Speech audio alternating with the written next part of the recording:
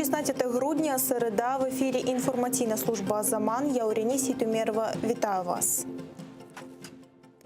11 років колонії суворого режиму і штраф у 200 тисяч рублів. Такий вирок для Олега Приходько запросив прокурор на сьогоднішньому засіданні в Південному окружному військовому суді у Ростові-на-Дону. Про це повідомив його адвокат Назім Шейхмамбетов. Нагадаємо, ФСБівці затримали українського активіста Олега Приходька в жовтні минулого року. Окупанти влаштували показовий обшук, знайшли українську символіку, портрет Степана Бандери та червоно-чорні прапори. В одному з гаражів буцімто виявили тортилову шашку із запалом для ручних гранат. Тепер йому закидають підготовку підриву будівлі міської адміністрації міста Саки. Також висунули звинувачення у плануванні підриву російського консульства у Львові. На останньому засіданні очікується виступ захисту у дебатах та останні слова Олега Приходько. В прениях выступил государственный обвинитель, который попросил суда признать Олега Аркадьевича виновным по всем инкриминируемым статьям предъявленного обвинения и назначить в виде наказания лишение свободы сроком на 11 лет с отбыванием в колонии строгого режима, 3 из которых в тюрьме. Это такие новеллы по статьям 205, так называемым, террористического характера, плюс дополнительно 200 тысяч рублей штраф. Захист Ельвіра Аметова клопотав про припинення його так званої справи. Окупаційний суд та прокуратура взяли перерву для ознайомлення із доказами. Сьогодні в Судакському окупаційному суді заслухали докази сторони захисту щодо так званої справи проти очільника Судакського регіонального меджлісу Ельвіра Аметова. Нагадаємо, окупанти вдерлися до його будинку у вересні 2019-го. Аметову закидають незаконне придбання і зберігання зброї через старовинні експонати, знайдені у нього в домашньому музеї. Очільник Судакського регіонального меджлісу відомий у Криму не тільки як активіст-підприємець і меценат, але й як і колекціонер. У своєму будинку він обладнав невеликий приватний музей, у якому зібрав предмети культури, побуту та історії кримських татар. Зокрема, у колекції є зброя. На усі експонати музею у Аметова є необхідні документи. Защита полагает, что уголовное дело возбуждено необоснованно, с процессуальными нарушениями, и собранные доказательства также не соответствуют нормам Уголовно-процессуального кодекса Российской Федерации. В связи с этим было заявлено большое ходатайство, объемное на 20 листах, по возвращению уголовного дела прокурору для устранения недостатков. В данный момент суд и прокурор взяли тайм-аут для изучения позиции защиты. Ті, хто прийшов підтримати Ельвіра Аметова, не змогли потрапити до окупаційного суду через карантинні обмеження.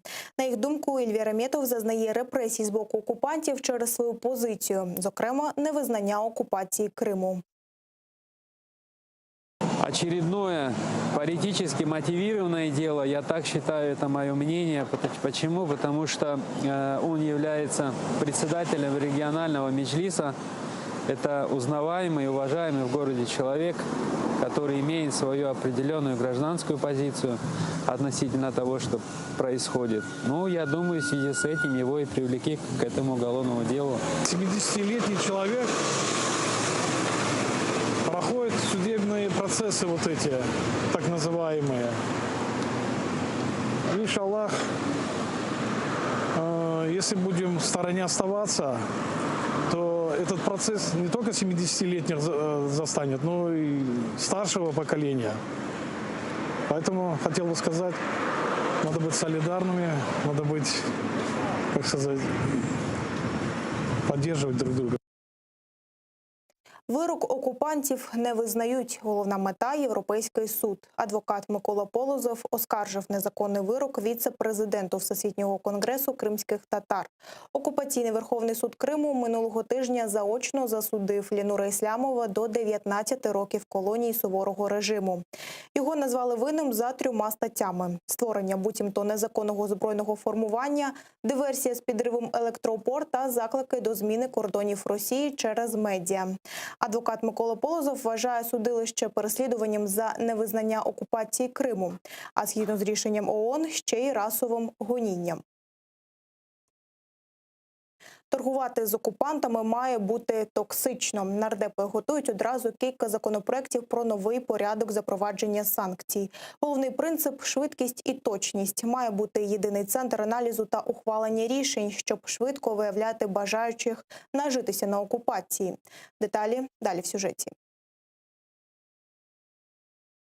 За 6 років війни Україна так і не запровадила жорстких санкцій проти агресора. А окремі компанії, що залишились працювати в окупованому Криму, досі вільно експортують продукцію за кордон, кажуть фахівці. Йдеться, зокрема, про хімічні компанії олігарха Дмитра Фірташа. Сода з його кримського заводу експортується за сертифікатом, виданим українським урядом в 2015 році. Олігарх користується умовами так званої вільної економічної зони Крим, яку запровадили ще в 2014 році. Верховна Рада готується його скасувати, але вся санкційна політика України зараз є безсистемною, кажуть у представництві президента в Криму.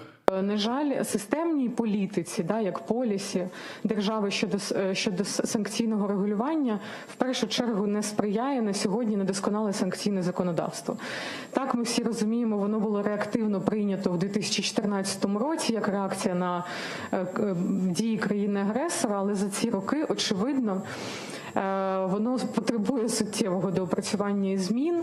Українські санкції мають стати зброєю проти Росії, впевнений нардеп фракції «Батьківщина» Валентин Наливайченко. Минулого тижня він зареєстрував законопроект про національні та міжнародні санкції. Зараз всі обмеження запроваджує Рада нацбезпеки. Наливайченко ж пропонує передати важелі збору та аналізу інформації Міністерству фінансів за прикладом Сполучених Штатів. Ми даємо чіткі дефініції, визначення, що таке національні санкції, що таке міжнародні, що таке юридичні особи, що таке секторальні санкції, що таке індивідуальні. Тобто ми йдемо чітким шляхом того, щоб більше не було шпари в нашому законодавстві для країни-агресора, для в тому числі, окрім окупації, ще і заробляння грошей. Потрібен аудит всього національного санкційного законодавства, щоб виявити прогалини. І почати треба з ліквідації вільної економічної зони Крим,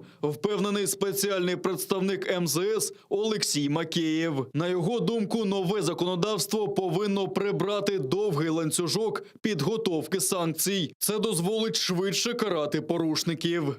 Ну, не може такого бути, щоб 3 місяці готувалися на пропозицію одного з органів влади рішення Кабміну. Кабмін готував погодження, постанова надсилалась на РНБО. РНБО шукало можливості зустрічі наступного разу, чекати на підпис президента, а потім, як у випадку секторальних санкцій, ще протягом 2 днів зібрати Верховну Раду, щоб вона проголосувала. Цей алгоритм дуже затягнутий. Санкціями має опікуватись окремий аналітичний центр, переконана нардеп від «Слуги народу» Єлизавета Ясько. Проєктом планується об'єднати представників МЗС, санкційної політики, спецпредставника Мінфіна, Мінекономіки, Держфінмоніторингу, Офісу президента та спецслужб у спільну команду при Раді нацбезпеки. Ці люди мають складати таку, аналітичну основоположну команду, яка буде робочим органом в Раді національної безпеки, буде називатись цей орган Координаційна рада з питань санкцій, або Бюро з питань санкцій, або назва може бути інша. І вони будуть саме таким кор-тім, яка буде займатися і робити санкційну політику. Україна має жорстко карати всіх, хто хоче нажитися на окупованих територіях. Тоді західні партнери посилюватимуть санкції, впевнений економічний експерт Юрій Смелянський. Україна може припинити співпрацю з усіма портами, які торгують з Кримом, і відслідковувати всі спроби західних компаній заробити в окупації. Це дозволить зробити Крим і Росію токсичними для будь-яких інвестицій. Економічних відносин з РФ – це також від санкцій, які на догоду окремим вигодонабувачам влада боїться вводити. розрив наукових, культурних, інших відносин. Це також види санкцій, які дають свій результат, в якомусь промежутку часу. Владислав Стожук, Заман, АТР.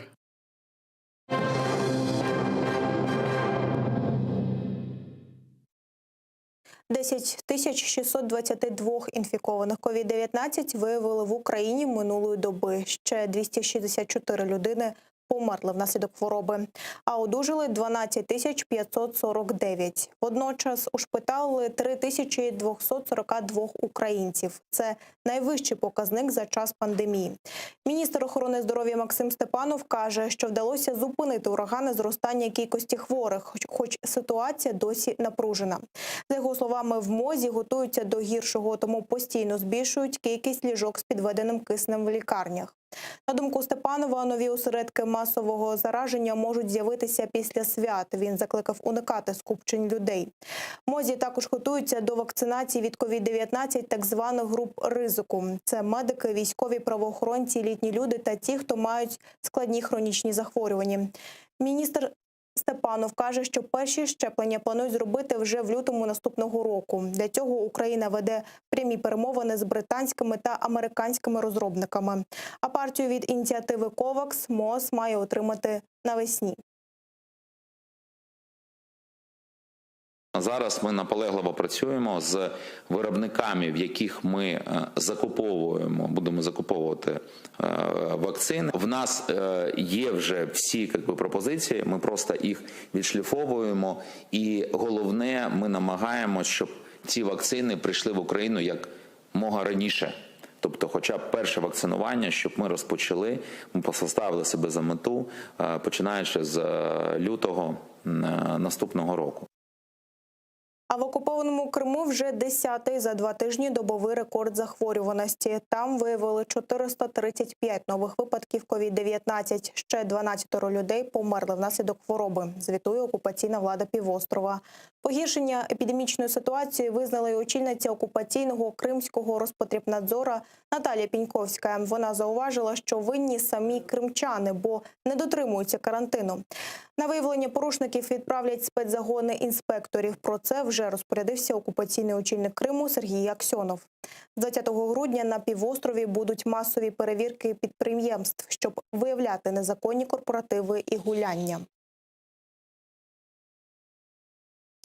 Обстріли з гранатометів та масштабні навчання окупантів на Донеччині. Минулої доби ворог 11 разів порушив тишу біля 4 населених пунктів.